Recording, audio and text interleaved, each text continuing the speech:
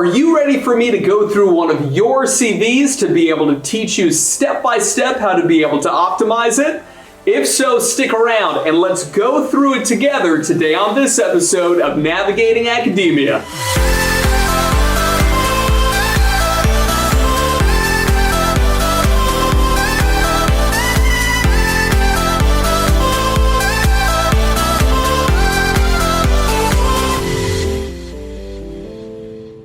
What's up, Navigating Academia family? This is your buddy Dr. J. Phoenix Singh coming at you with another episode of Navigating Academia, your leading source for guidance on how to advance your career in academia. Welcome back to our limited series where what I'm doing is step by step doing a deep dive comprehensively into your CVs and statement of purpose, i.e. your personal statements that you've decided to send me. Very appreciative for those of you who've had the cojones to be willing to do that so that I can go through and not only give you one-on-one feedback, but also give our thousands upon thousands of subscribers feedback on how they can optimize their own materials, okay? Now, like I said, this is a limited series. If you really want to support me building more content like this, please consider becoming a patron via Patreon, the link for which is down below. You get a ton of perks and you also get discounts off of working one-on-one with me. So if it's something where you've lost the opportunity, or you missed the opportunity rather,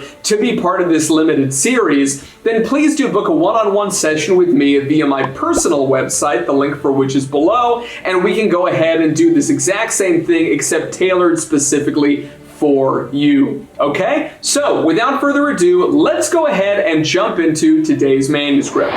All right, so let's go ahead and jump right in. We have a shorter CV today. This is from a colleague in Nigeria, outside of Lagos. Love Nigeria. So hello to anyone who is listening who happens to be Nigerian or in Nigeria right now. So this individual is going to be applying for a master's degree program in the United States, specifically a master's degree in cell systems and anatomy. So that gives you some background here. So you guys know me, the first thing that I like to do is to essentially zoom out, do a 10,000 foot view to be able to see what we're dealing with here. So what you can see overall is that we are missing page numbers. I always recommend you guys do page numbers either at the top right or the lower right of the different pages. This way, if you get somebody clumsy like me who accidentally is walking around and all the papers go up in the air, you can make sure that you can assemble everything as quickly as possible. And then what it looks like we're dealing with is that up here we've got kind of the basic information you would expect for this individual whose name is Victor. I've redacted everything else here, so no more identifying information. So we have the full name up here, which is great. Then we have the address, so the mailing address, glad to see that. Did a great job in terms of putting the country code here for the phone, but there were 2 phone numbers and there's also 2 email addresses. Those aren't necessary. Just have one phone number, which is the best phone number for you. To be honest with you, it doesn't matter if it's a cell phone or a departmental phone, like a work phone, okay? That one nobody's gonna check. For the email though, it doesn't look great to have an Outlook and a Gmail. Hopefully you've got a .edu email address that you can pop in there. That would help a lot, or anything that just comes across as more professional than an Outlook or a Gmail, okay? If you had to choose either an Outlook or a Gmail, go with the Outlook, okay? So, then in terms of the subsequent sections we've got, and this says objective summary. This is education, work experience, volunteer experience, manuscripts in progress, memberships, positions held, skills, and a reference. Okay, so let's go ahead and go through. The first thing that I would say is that this is a very short and non-detailed CV. So this is just my 10,000 foot view of CVs that I've seen in the past internationally, is that this one doesn't seem to have a whole lot of meat on it, right? So we would want to try to boost this up before applying to your program, especially I know the program you're applying to, which is a rigorous program to be able to get into. So just take that into consideration, please. Okay. So let's go ahead. I'm going to zoom in here and let's go ahead and take a look from the top here. You can see my little cursor is highlighted in yellow specifically so that I can go through this with you step by step here. Okay. So first, objective summary. Honors degree holder in anatomy, so it doesn't really make sense why it's capitalized, with strong interest in biomedical research and anatomical education. Again, not sure why the capitals. Comma, currently seeking a master's program in anatomy. So master's traditionally is not capitalized, and then program would neither be in anatomy, same thing. From a reputable graduate program, neither of those should be capitalized, in a bid to sharpen my technical expertise and advance my career. I would say overall you can delete this entire thing. This entire thing is unnecessary. The reason it's unnecessary is that you will not just be submitting the CV, there will also be a personal statement. The personal statement will have that kind of information. Also not necessary because we'll already know, hopefully somewhere down here, that you are an honors degree program, an honors degree holder. So this is possibly a problem because this is honors degree holder, but I'm looking down here and I don't see anything that says honors anything. And that's wonderful that you're an honors degree holder. We would want to put that down here somewhere, okay? Obviously, you are applying for a master's degree, right? And I know the master's degree you're applying to, though, is cell systems and anatomy. So cell systems is never mentioned here, only master's program in anatomy. The next thing is that the term reputable, I know exactly what you mean. I promise you that I do. Doesn't come across very well. Reputable seems to suggest that there's a lot of graduate programs that have poor reputations, which, come on, let's be honest, that's true. But still, it's something where we wouldn't want to say that. You can say from a leading graduate program, for example. Like, that would be fine. That would make them feel good. But again, we wouldn't put it here. We'd put it in the personal statement. Okay. Also, objective summary doesn't really make sense. You could just say something like summary. Those of you who've watched my other CV review videos, you'll know that I don't really like having anything like that at the top. Mostly because, again, if you're applying to grad school, you're going to have a personal statement, you're going to have letters of recommendation, and also this information should be reflected everywhere else in your CV.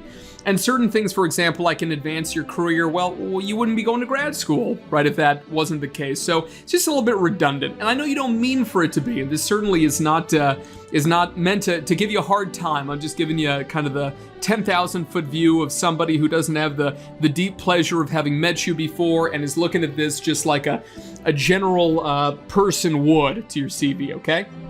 So next one, education. One big thing, guys, here, right? So you notice that here we have a regular hyphen. Here we have, it's either an M dash or an N dash, right? Now it seems like what we use here is the same as here and here. Let's see if there's any other cases. Okay, then we got the short one down here again. Okay, so that's not good, right? Those of you who've watched my other videos, for example, I've got a video that people seem to like, at least in terms of view count, which is how to be able to read a scientific research article. And in that one, I basically tell you that what I do is after I read the title, after I read the authors, after I read the abstract, I go right to the references. Why? Because when I'm doing looking at the references, if the references are not all in a standard style like APA 7th edition, if there's little mistakes here or there, little periods that have been forgotten, people forgot italics, parentheses, whatever it is, that suggests to me that they don't care or they didn't spend enough time preparing the manuscript, especially when it's something standard like that. And so that's the issue here, right, is that these things not being standard suggest that you didn't take a lot of time to build this CV.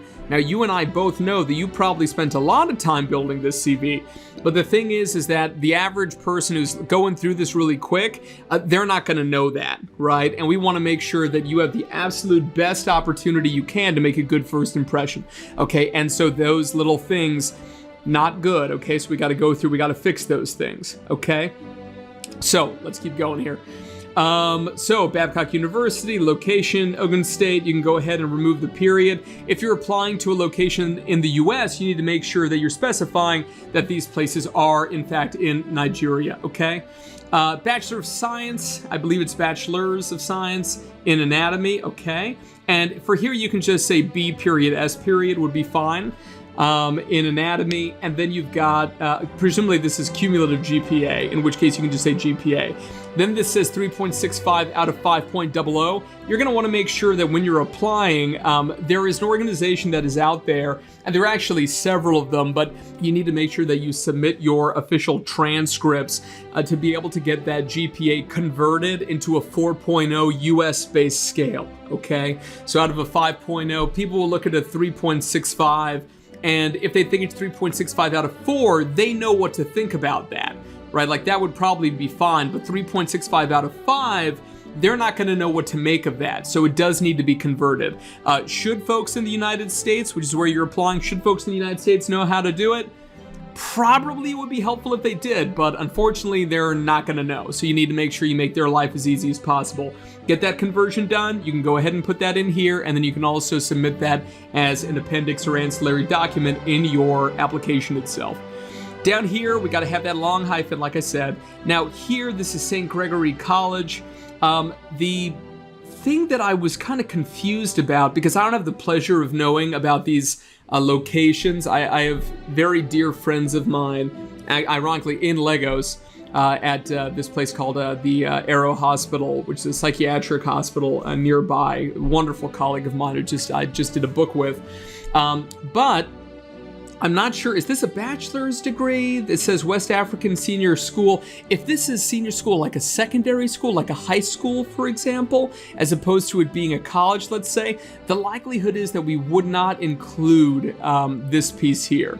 And in terms of this piece here, we can completely remove it. So the activity, it's not going to do anything to help us, right? And for some of the things, it may even look like, for example, junior engineers, for example, like that seems, again, I know it's not, but it could come across to some people who are reading it as a little bit kind of childish because it says junior in it. It's not engineering club, something like this. Also, this is technicians and scientists, but then it says JET, but JET is not an acronym because there's no J anywhere in here. Or is this the whole thing? See, guys, this is what happens when we forget Oxford commas. Misinterpretation. Add the comma here, please. Junior engineers, technicians, and scientists. Okay, got it. Now I understand. Still, you can remove the entire thing, but now I understand. Guys, use Oxford commas, please. I don't know if anybody's ever read the book. I think it's like a panda walks into a bar, eats, shoots, and leaves, or something like that. And like, there's two versions of that, where one of them is that the panda's literally eating, shoots, and leaves, which is what pandas eat. But the other one is like the panda coming in with a gun and like shooting somebody and leaving the bar, right? And this is the importance of one comma put into that sentence. So please use Oxford commas. Next, work experience. Okay, training. Oh, and by the way, we don't need periods after things, guys, unless it's a sentence. So remove that period, remove this period here. Okay, trainee, research officer. It is quite a bit of space in between here as well. I think in between these major sections, it's okay to have this much space, but within, we also don't need this amount of space in between, let's say these two lines or these lines here. Also, if it's the case where we're removing this second piece, we can go ahead and remove this bulleting here and remove this bulleting here, okay? Now, next one. Okay. Trainee Research Officer, Monitoring and Evaluation Unit, Nigerian Institute of Medical Research, remove the period. Evaluate different methodologies of research, that does not make sense. Develop digital questionnaires with tools like REDCap, okay.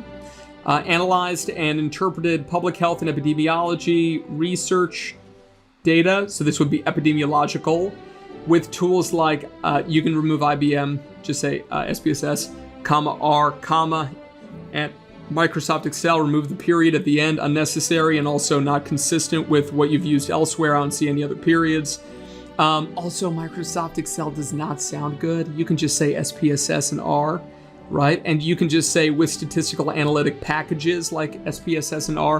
Frankly, I would put R before SPSS because SPSS is super basic. Sorry, SPSS fans. Okay. Collect and analyze coronavirus data from the, and remember, coronavirus, I know you mean COVID-19, so just say COVID-19 unless you literally mean generically COVID viruses, right? So that's what I would say there. Then we got volunteer experience. Let's see, medical checkups. Okay, so this stuff's great. I love that you did it, right? But manuscripts are way more important. And I don't want you to say manuscripts in progress. I literally just want you to say, rename this publications, right? And then what I want you to do is you gotta take, is this multiple? I have no idea. This whole thing or whatever needs to be redone. Take away 2019. And literally, you just need to put APA 7th edition. You can go ahead and tab it over like you normally would with a hanging indent for APA 7th. The capitalization's all over the place. You should not be capitalizing ever. Words like of, words like and, or on. Then the is correctly not capitalized, so it was of, but the of here was not. This is not good, right? So everything needs to be done in compliance with APA 7th edition standards. If you need to be able to find out everything about APA 7th, you can go to like OWL, OWL by Purdue, Purdue, right? And just search like APA citation journal article. Anybody who's watching and wants to learn everything they could conceivably want to know from that 400-page book to be able to publish research, just go to Publication Academy, which is publicationacademy.com. Go to Build a Custom Curriculum, and then take the master class on APA 7th edition, which just came out a few months ago. Okay. In terms of journal article, by the way, right? So in parentheses, this says manuscripts in process. Does that mean it's been submitted? If so, in parentheses, you would say under review. And then after the name of the article, is in view does that mean it's under review? I'm just very confused here. It shouldn't be in italics regardless. Is this something where that's the name of the journal? In which case, after the period following the title in APA 7th, you would, in italics, put the name of the journal, then you put another period. Okay? Now, memberships. Change this to professional memberships. Okay? Long hyphen here. Member, comma. Actually, well, we already know you're a member, right? Because we said professional memberships. So take away the member, comma, from these two. Okay? African Network for Drug Epidemiology, Neuroepi, Anatomical Students. Okay, capitalize S in student, capitalize S in Society of Nigeria, comma, Babcock. Okay, take away the comma, put this whole thing here, Babcock University chapter, in parentheses. Okay? Positions held. That doesn't make any sense. What kind of positions? Take away the periods at the end of these. Okay, I'm going to get back to this. Remove this reference. This doesn't make any sense to be able to have this in the CV, right? Reference, you mean references. I get it. You and upon would not be capitalized. It doesn't make sense that R in request is capitalized. Take the period away at the end. None of it makes sense, right? The only reason you would ever have this is if you don't have to send in letters of recommendation, which to U.S. programs you absolutely will have to. Okay, so just take this whole thing out, please. Skills. These are not soft skills. Like SPSS is not a soft skill. Soft skill is going to be something like is going to be something like emotional intelligence. Why is it that languages is all in caps before the colon, and then soft skills, this S in skills is not capitalized, and then none of the rest of it is capitalized? Also, Excel is misspelled. Not good. Certain things like here, this is FileMaker Pro, right? Presumably everything after the F is not capitalized. I know certainly in Microsoft it's not, and in Excel it's not, right? Capitalization, guys, important. Put the SPSS, please, after R, if nothing else. These skills, hopefully there would be more. There's also no punctuation in between fluent here and French, right? So English fluent, right? Just say and French intermediate. And is this fluent in terms of both, intermediate in terms of both speaking and reading and writing, or only a few of those? I don't know. You tell me. Okay. So now we get back to positions held. First of all, I don't like the spacing here, right? And I don't understand really even why we need the bullets if we already have the italicization going, right? But let's go ahead and read these. So public relations officer at this service in Lego State. President of this, and then course rep. Just, you have enough space. Just say course representative. Managed internal and external communications as regards the organizations. That does not make sense. Managed internal and external communications regarding so change this, the organization's initiatives. Next one is led the planning of several initiatives which impacted hundreds of community members. Okay, overly generic. You need to say specifically what you did. What did you work on? This is kind of overly generic here, okay? And last one, served as a liaison between students and lecturers. Oh, never use the word plethora. This is like when I remember when I wrote my undergraduate, I'm shocked I got into college still. I used the word antediluvian in my personal statement. You know, God help me. Don't use a word like plethora. What you're trying to say is a variety of issues, but even that is not good, right? You just need to be more specific. What does a course representative do? You know, as this thing says president, that's very fancy. And also, why is 2020 underneath 2019? Right? 2020 should come first, then 2019, then 2017. Okay? And like I said, this is a very bare bones CV. Right? So like when I look at this, my initial perception is that there needs to be, hopefully you've done more, or there is more that needs to be put into this thing. And hopefully the accompanying materials in terms of personal statement and such are very strong. So those are my sets of feedback on that. Thank you so much for sending this in for my review. Anybody else who would like me to go through line by line comprehensively of your CV, please book a session with me down at the website below. And I will go ahead and see you guys in the next one. Also, if you want to support the channel, please join our Patreon. Really supports us a lot. That's at patreon.com/navigatingacademia. Thank you. Thank you so much for stopping by, everyone. It's a pleasure to have you here as always. If you enjoyed this video and you'd like to see more in this series on navigating academia, please click on one of these links over here to be able to view more original content. I hope to see you there.